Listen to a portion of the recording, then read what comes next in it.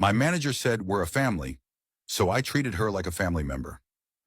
I used to work at this mid-sized tech company doing project coordination. You know the kind of place. Endless meetings, motivational posters about synergy, and a fridge full of La Croix that nobody drinks. My manager, let's call her Dana, was one of those people who live for corporate buzzwords. Every all hands, she'd say stuff like, we're not just coworkers here, we're a family, which as anyone who's worked a real job knows, is code for, we expect you to do unpaid emotional labor and never question authority. At first, Dana seemed fine. Annoying, sure, but not awful. Then she started doing this thing where she'd volunteer me for extra work, usually her work, and frame it as a growth opportunity. One Friday, she dropped a whole presentation on me and said, I know you love challenges. I didn't, but I liked rent money, so I did it. After a few months, it was clear she was taking credit for everything I did. Clients would compliment Dana's reports or Dana's new process, and she'd beam like she personally typed every cell. I might have kept my head down forever, except for one meeting that pushed me over the edge. She pulled me aside and said, you need to stop copying me on emails to leadership. It looks like you're trying to get attention. I was stunned. Wasn't I supposed to keep her in the loop? Apparently not. So I decided, fine, I'll play dumb. I stopped copying her on everything. No updates, no client notes, nothing.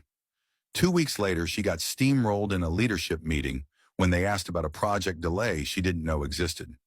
She tried to blame me, and I just quoted her message. Please stop copying me on every little thing. The look on her face was priceless. After that, she was cold but careful. Then HR announced a mandatory team building weekend. Unpaid, of course. A cabin resort a few hours away, full of trust falls, group hikes, and campfire reflections. Attendance was non-negotiable. I remembered Dana's favorite phrase, we're a family, and thought, fine. Let's be family. So that weekend, I brought my actual family. My husband and our 2-year-old. The invite never said we couldn't, just, we're all one family, let's make memories together. I showed up at check-in with a stroller, diaper bag, and a toddler yelling about juice boxes. The event coordinator looked lost, but I smiled and said, oh, Dana said this was a family event. I didn't want to leave mine behind. The HR lady froze. Dana dragged me aside and hissed, you can't bring your child to a corporate retreat. I said, oh, I thought it was a family weekend. Because we're all family? She had no answer. While everyone else did trust exercises, my kid ran around blowing bubbles and raiding the snack table.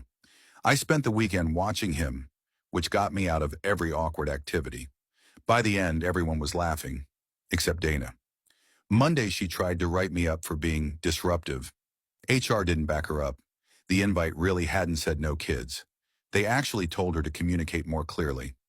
A few months later, Dana got promoted to another department, the kind of promotion that's really an exit. Our new manager was the total opposite, kind, transparent, no fake family talk. On her last day, Dana came by to say goodbye. She said, I hope you've learned something here. I smiled and said, I did. You taught me the difference between a real family and a corporate one. She didn't reply. Now, whenever a company says we're a family, I know exactly what that means. I treat them like one. I visit only when I have to, bring chaos when I do, and always leave with snacks.